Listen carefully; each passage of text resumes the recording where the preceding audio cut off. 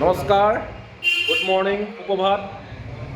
আপোনালোকে জিম কৰে ঠিকে আছে, কিন্তু জিমত আহি পেলাই এনেই মোবাইল চোবাইল টিপি কৰি নাথাকিব, এইটো বেয়া।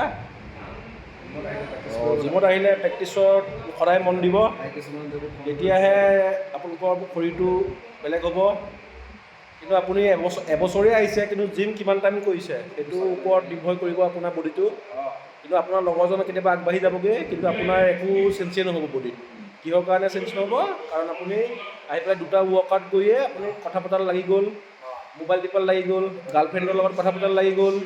এইবোৰ কামে আপোনাৰ শৰীৰটো কেতিয়াও চেঞ্জ কৰিব নোৱাৰে। আপোনাৰ ডিচিপ্লিনটো আপোনাৰ মেইন লাগিব জিমত আহিবলৈ হ'লে। জিমত যদি শৰীৰ বনাম বুলি ভাবিছে, ডিচিপ্লিন মেইন লাগিব। গাৰ্লফ্ৰেণ্ড বাকী কাম পিছত, জিমত অহা টাইমকণ আপুনি নিজৰ শৰীৰটোৰ প্ৰতি টাইম দিব লাগিব। জিমত আহি কথা পাতি আছে দেখিছে নহয় আমাক বহুতকেইটাই, এনেকৈ নহ'ব মানে আপোনালোকে এইটো বেয়া দেখিয়ে কৈ দিলোঁ আৰু আপোনালোকে এইটো চেঞ্জ কৰিব।